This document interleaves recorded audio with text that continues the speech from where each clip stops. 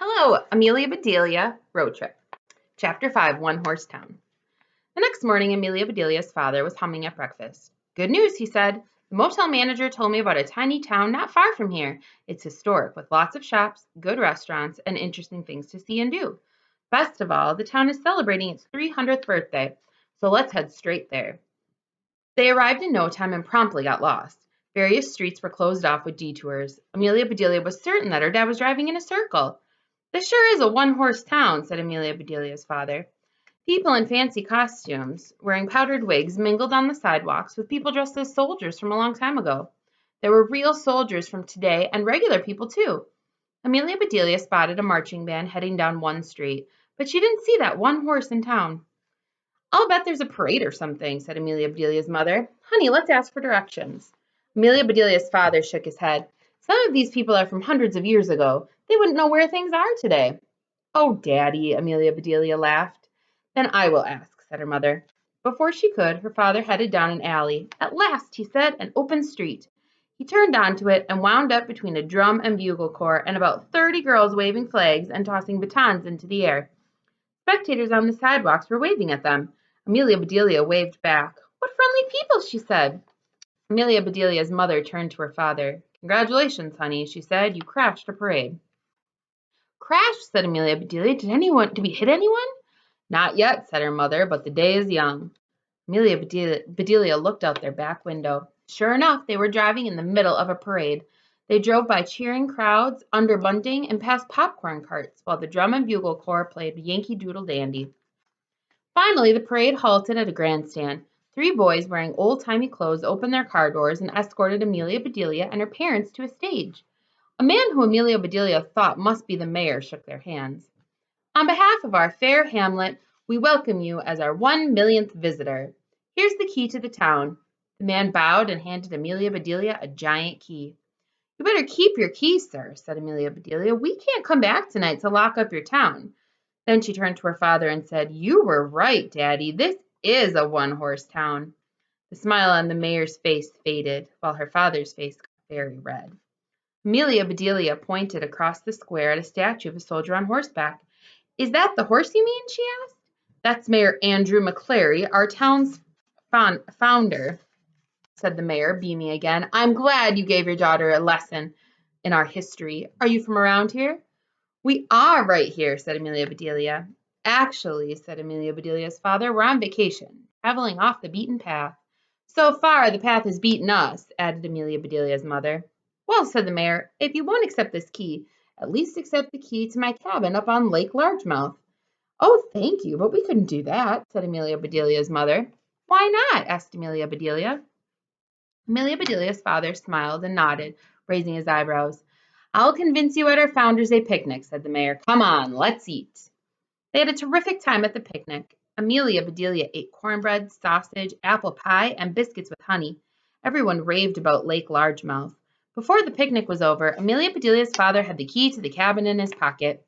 Enjoy yourselves, said the mayor. Now listen, if you run into any problems, there's a dock next door. Is that where you tie up your boat? Asked Amelia Bedelia. No, I've got my own dock, said the mayor. Dr. Pilton is my neighbor up at the lake, but really the only thing you can get sick of up there is relaxing.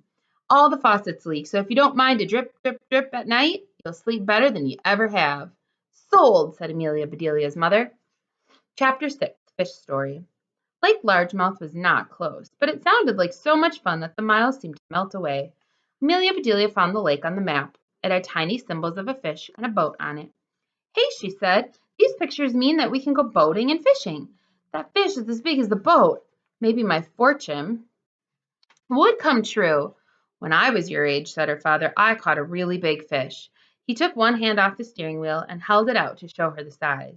Amelia Bedelia's mother shook her head. When I met your father, that fish was half that size. It's grown bigger every time he talks about it.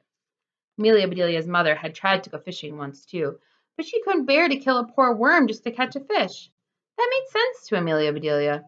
Amelia Bedelia's mom and dad started telling funny stories about their summer vacations when they were growing up. Before Amelia Bedelia knew it, they had arrived. Hey, Dad, yelled Amelia Bedelia. Was the fish you caught that big? Her parents' mouths dropped open in awe. Dead ahead was a largemouth bass as big as a semi-trailer. It was made of concrete and painted to look like a real fish with scales and everything.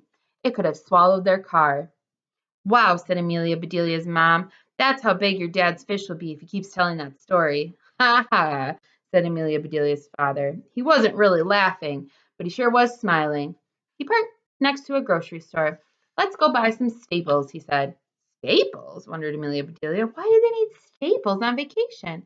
Had he packed a stapler for paperwork? This was a general store, cozy and chock full of interesting stuff. Amelia Bedelia walked across the creaky wooden floor to pick out postcards while her parents shopped. When it was time to pay, she asked, "Where are the staples?" "Right here," said her father, waving his hand over eggs, bread, milk, butter, coffee, tea, and sugar. Amelia Bedelia hoped that her father would relax so he wouldn't mistake food for office supplies. While her parents enjoyed a cup of coffee, Amelia Bedelia sat in a big rocker on the store's porch and wrote to her friends. Chapter 7. A Great Sport. It was love at first sight. Amelia Bedelia thought the cabin was possibly the cutest cabin in the world. It was by the water, so they got a view of the lake from the breakfast room and both bedrooms upstairs. As they were putting the staples away, there was a knock at the door. "Howdy, neighbor," came a deep, friendly voice. "I've been expecting you. Sam Pilton's my name, but everyone calls me Doc." Amelia Bedelia's parents introduced themselves and Amelia Bedelia. "I'm glad to meet you, young lady," said Doc. "My granddaughter, Audrey, is visiting us.